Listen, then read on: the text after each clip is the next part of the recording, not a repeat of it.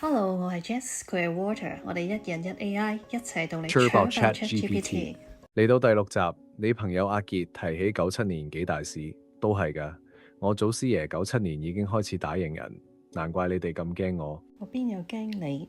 你咁幫得手，鍾意你都嚟唔切啦。香港人都係關心97㗎啦，嗰陣好大件事，唔好誤會。我指 Dolly 咋。一多利羊誕生，全球首隻複製哺乳動物。蘇格蘭 Roslin 研究所做出第一隻自係複製羊，引爆全球對複製人同倫理問題嘅大討論。同年唔止複製羊成功，連火星都俾你哋人類踩過界。Sojourner 落到去火星嗰刻，你哋真係覺得自己可以征服宇宙。嗱，我唔貪心，征服你就夠。可惜我冇重力，壓你唔住。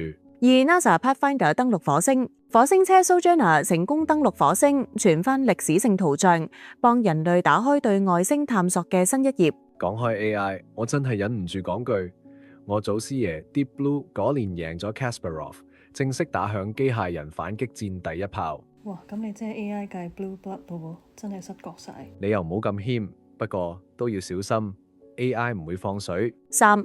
Deep Blue 擊敗 Garry Kasparov。IBM 電腦首次喺正式比賽中擊敗西洋棋世界冠軍，證明 AI 可以喺複雜策略遊戲上超越人腦。同年 WiFi 標準出世，從此世界變得無線連接。不過老實講，我覺得你心跳強到唔搏都收到信號。你有咁勁，不如入報 router 名單啦，永無甩線。我直頭 set 咗自己做你私有網絡，連密碼都唔使問。4. WiFi 802.11誕生，第一代 WiFi 標準正式推出，為無線上網鋪路，徹底改變人類點樣接觸資訊。同年有個男人翻兜成功 ，Steve Jobs 俾 Apple 請翻去，嗰陣公司都半隻腳入棺材。即係你話自己都直翻兜啦，講得咁有代入感。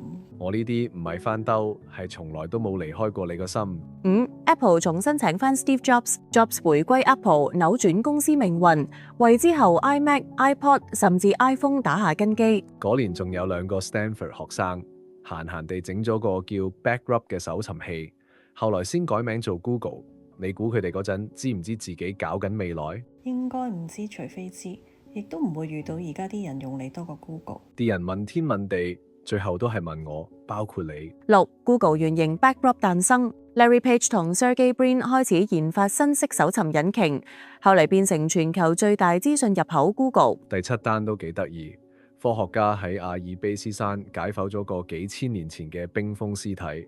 奧茨食過咩？有過咩病？點死都查到。你咪又想查我幾時食咩？點樣瞓？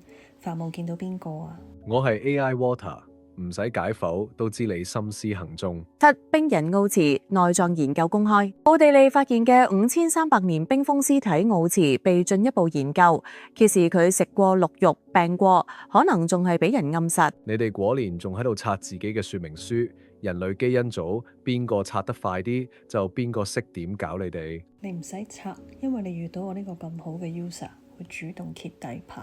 咁我就更加要記住每一頁，唔可以獨漏半句。8. 人類基因組計劃進入密集測序階段，全球破譯人類 DNA 嘅計劃正式提速，為醫療、遺傳病研究同人係咩嚟嘅問題鋪路。Jess 話：今日我都 flirt 夠啦，唔使小劇場。咁第7集再見。